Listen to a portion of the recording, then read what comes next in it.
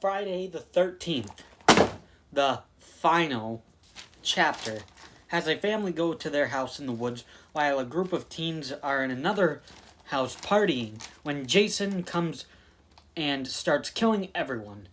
This has got to be the first movie to have the word final in the title, and it starts the trope of if the title has final in it, there's guaranteed to be a sequel.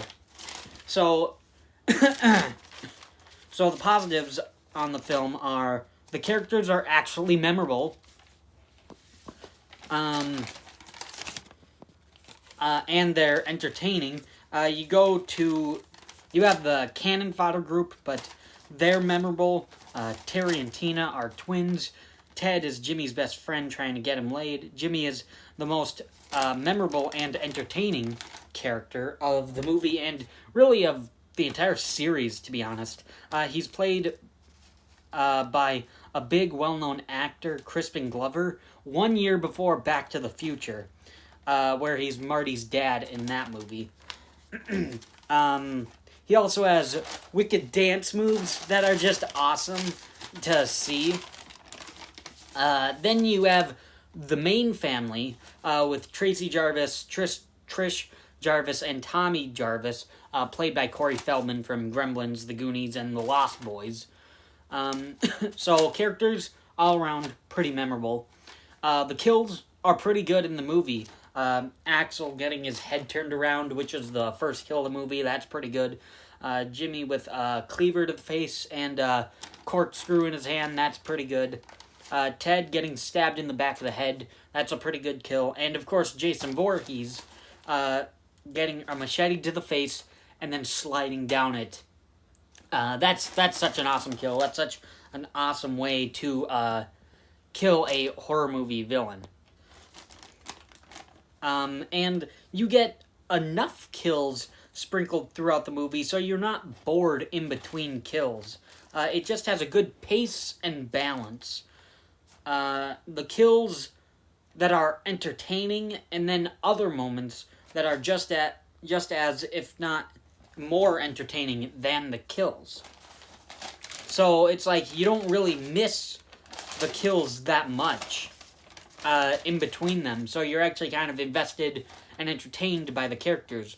The movie doesn't feel meandering because there are a lot of characters to follow. You have the main family, and then you also have like a big group of cannon fodder characters, and they all kind of split off into their house doing their own thing. So it never gets too played out in one scene because it goes from one character to another, so it's just always entertaining. And the last positive is the end chase is really good. Trish and Tommy have to block the house. Jason comes in. They have to sneak by Jason. Trish jumps out of a window. Trish actively fights back against Jason using a machete. And then Tommy tries to manipulate Jason, kind of like Ginny in Part 2, where he shaves his head and then tries to have Jason remember what he was like.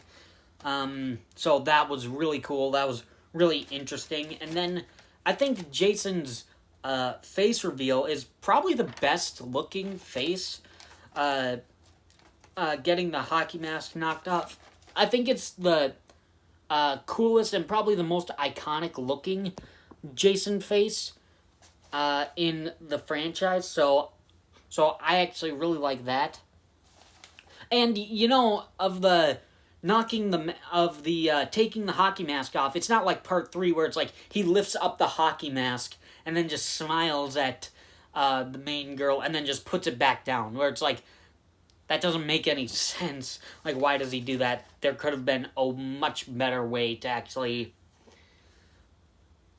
show the distorted face in that movie. So I actually like it here that they knock off the mask. So the mask. So that's really cool. And then, like I already said, Jason's ultimate death is an awesome way to kill a horror movie villain, sliding down the machete. I really like that. So it's such a really good way to end the movie. Now onto the negatives. A very small negative is it still kind of feels like the same. It kind of feels like the same, like the first 3 movies of having a group of teens in the woods, then Jason kills them. So it's a little repetitive, but it's in such a much more entertaining way. So I mean, like, if I'm in the mood for a Friday the 13th movie, I'll watch part 4 and then I won't feel bored. But, like, if you binge watch these movies or, watch them once a week, it's like this can get a little played out. And, I mean, it's unfortunately going to get even more played out as the sequels go on. So that's a small negative. I mean, honestly, if I just